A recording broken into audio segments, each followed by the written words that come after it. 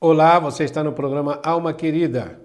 Minha alma querida, você que me sintoniza. Obrigado por sua sintonia. E esse programa tem esse nome porque nele nós respondemos os e-mails que nos são encaminhados. E como nós temos que falar com homens e mulheres, para falar de uma maneira indiferenciada, se eu falo alma querida, serve tanto para você que é homem, quanto para você que é mulher. Eu tenho aqui um e-mail que vem de Areal. Quem escreve é Luciana. Eu vou ver se posso dizer o nome dela todo depois que der o e-mail. Ela diz: queridos amigos, perdi meu amado irmão João Luiz, que morava sozinho no Rio de Janeiro no dia 21 de novembro deste ano, na data do aniversário dele. Ele foi encontrado na segunda-feira caído dentro de casa. Uma cena horrível. Estou sem direção de vida. Sou espírita, sei que viemos aqui cada um com sua missão, mas estou sem vontade de viver. Já passei por tantas tristezas nesta vida que às vezes acho que Deus se esqueceu de mim. Eu não almejo nada material, vivo um dia de cada vez, mas sinto tanta falta do meu irmão, é como se o meu coração fosse sair do peito. Estou sofrendo muito. Orem por ele. Desde já agradeço a atenção. Quem escreveu foi a Luciana Gregório Noronha, ela é de Areal, no Rio de Janeiro. E o que eu tenho a dizer sobre o e-mail da Luciana, minhas queridas almas queridas, é que é uma coisa muito bonita essas situações em que nós muitas vezes nos vemos envolvidos. O que a Luciana está nos passando? Um amor acendrado por um irmão. Agora, coloquem este irmão na condição de marido da Luciana e com o mesmo amor. E coloquem uma situação diferente. Ao invés do irmão ter morrido, o irmão teria ido embora com outra mulher, seria uma separação da mesma forma. Como é que estaria a Luciana? Ela não estaria com esse sofrimento, ela estaria com muita raiva. Mas a função, de certa maneira, dos acontecimentos seriam as mesmas. Você aprender a deixar o outro ir e saber que nós estamos relacionados com os nossos compares aqui no plano material de uma maneira transitória. Porque todos nós temos que sair daqui e temos que aprender a amar, deixando o outro numa imagem luminosa na nossa memória. Então, Luciano, o que você precisa fazer, minha querida, é ficar com uma imagem de luz do seu irmão. Tenha em mente tudo de bom que vocês viveram e agradeça a Deus por ele ter vivido na sua vida, ter passado pelos seus caminhos, e deixe-o ir. Veja, você está bem categorizada, como está naquela mensagem que está no Evangelho segundo o Espiritismo, se não me engano, o item é perda de entes queridos, perda das pessoas amadas e mortes prematuras. E veja, Luciana, lá está dito assim, que muitas vezes nós estamos no mundo e uma pessoa amada e boa nos deixa, ela parte, vai para o plano espiritual. E nós ficamos sofrendo e às vezes falamos uma bobagem como, por exemplo, esta. Por que é que ele morreu? Ele era tão bom. Tem tanta gente que não presta e continua viva. Por que que ele se foi e tem tanta gente ruim que continua aí? E a mensagem que está lá, Luciana, diz mais ou menos o seguinte, que nós vivemos como se fôssemos presidiários numa penitenciária, onde nós estamos vivendo com pessoas da mais variada categoria. Existem aqueles que são bons e aqueles que são ruins. E de repente uma pessoa que é muito boa é colocada em liberdade, sai da cadeia. E nós ficamos na cadeia lamentando assim, por que é que esse que é bom foi posto em liberdade? E por que é que ele não ficou preso? E por que é que não colocaram em liberdade aqueles que não prestam e que estão aqui presos conosco? Esta é a incongruência em que nós vivemos. Então, se você vive um dia de cada vez e você não é preso às coisas materiais, prenda-se, amarre-se às coisas espirituais e deixe que o seu irmão parta da maneira mais tranquila possível e reze sempre para que ele esteja envolto em luz. Nós estaremos fazendo isso. Que Deus te abençoe e que você possa ter forças para vencer a sua prova. Nós temos aqui agora o e-mail. Esse e-mail, ele vem da Bahia. Atenção, vocês aí da Bahia, aquele nosso abraço, né? Vamos ver se nós podemos dizer o nome do remetente. Diz assim, doutor Adão, em primeiro lugar, te admiro e te respeito muito pelo ser humano que o senhor é. Obrigado, minha querida. Minha querida, sim. Quero e preciso muito ouvir suas orientações a respeito do assunto, vegetarianismo. Ai, meu Deus do céu, devia ter lido isso aqui antes, porque vegetarianismo não dá um programa, tem que fazer vários programas sobre isso. Desde o dia 1º de setembro de 2008, deixei de comer carne animal, e o principal motivo que me levou a tomar essa decisão foi as crises de vesícula, pois me alimentava muito de carnes gordurosas.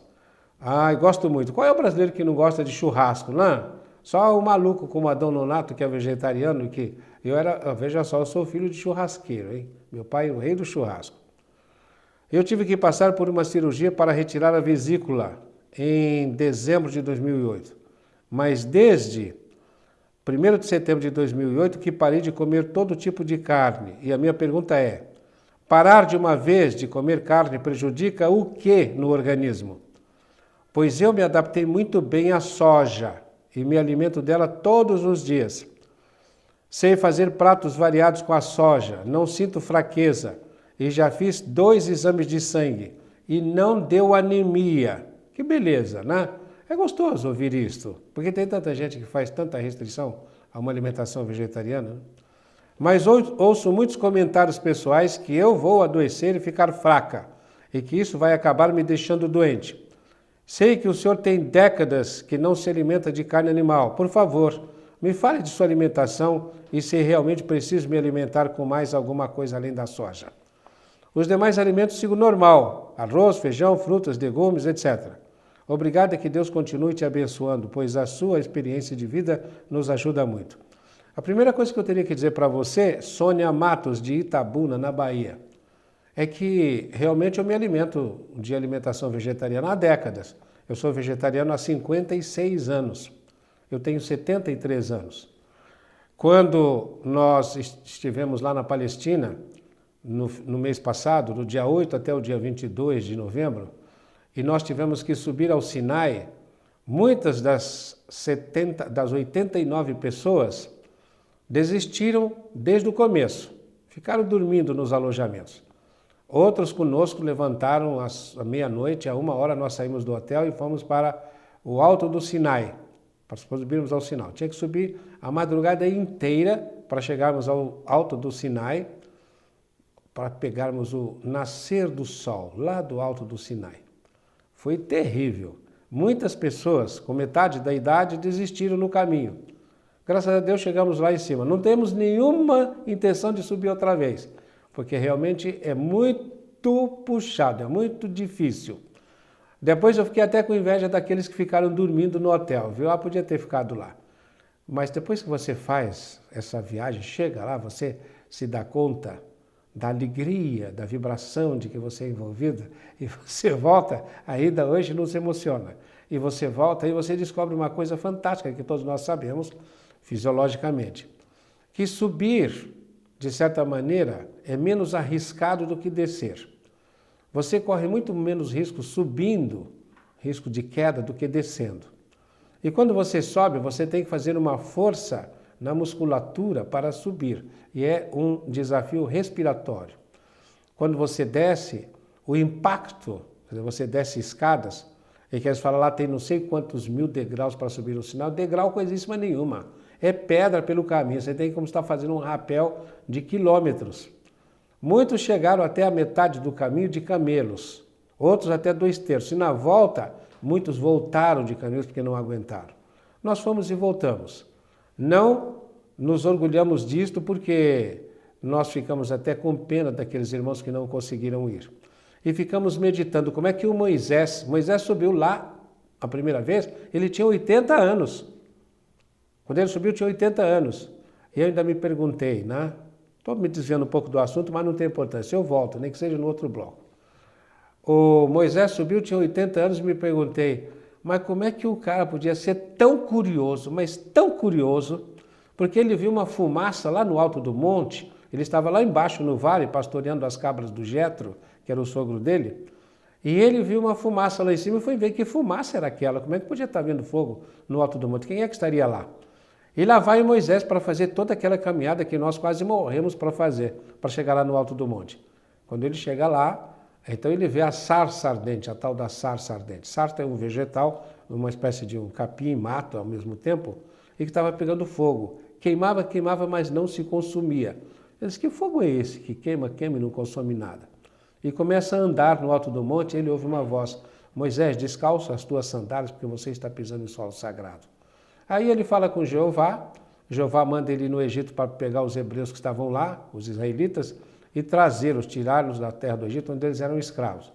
O Moisés vai, cumpre a tarefa, tem toda aquela história que nós já conhecemos, tudo que o Moisés tem que fazer lá no Egito para tirar os israelitas de lá. E quando ele volta, chega lá no Sinai, ele sobe outra vez.